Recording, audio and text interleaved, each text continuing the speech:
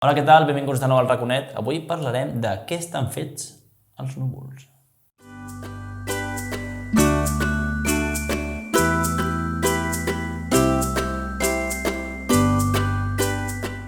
Avui contestarem una pregunta que molta gent es confon. El tanto que va de canto, que quan ens pregunten o expliquem de què estan fets els núvols, a vegades la pifiem una miqueta. Els núvols no estan formats de vapor d'aigua. El vapor d'aigua és l'aigua en estat gasós. L'aigua en estat gasós no es veu. Quan nosaltres parlem o respirem, entre altres, estem traient vapor d'aigua i no veiem res, no surt res de la meva boca quan estic parlant. Doncs llavors, de què estan formats els núvols? Els núvols estan formats d'aigua en estat líquid o sòlid. Són o bé petites gotetes d'aigua o petits cristallets de gel. El que passa és que aquestes gotes són tan i tan petites que són menys denses que l'aire. Una manera de dir-ho malament és que pesen menys que l'aire i, per tant, el que fan és suren, no cauen, com si tiro una pedra o un suro al mar. Com que el suro és menys dens que l'aigua, el suro flota. Doncs amb els núvols passa el mateix. Aquestes gotetes són tan petites que suren, que no cauen.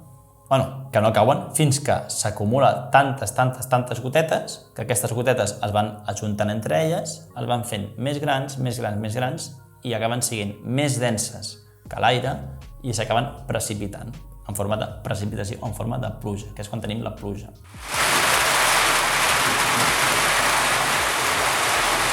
També penseu que una gran part de l'aigua que formen els núvols ve de l'evaporació de l'aigua del mar. I quan mirem al mar, algunes vegades també tenim aquella calitxa, aquella boirina, però no veiem que surti un núvol i vagi cap al cel. Que no ho veieu? Però quan el sol toca l'aigua del mar, s'està provocant en aquell moment evaporació. I com hem dit abans, el vapor d'aigua no es veu.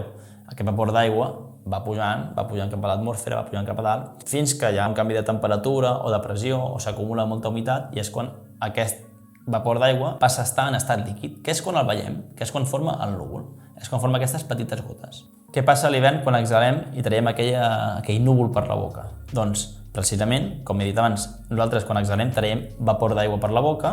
Aquest vapor d'aigua, quan surt a l'exterior i contacta amb l'aire que és tan fred de fora, el que fa és que hi hagi un canvi d'estat. Aquest vapor d'aigua canvia d'estat a estat líquid i el que veiem aquell nuvolet són també microgotes d'aigua.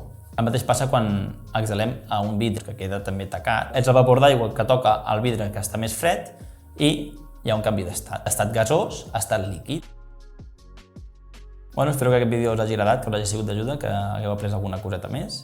I res, si us agrada aquest contingut ja us podeu subscriure i una abraçada a tots i fins una altra, que vagi molt bé. Adeu!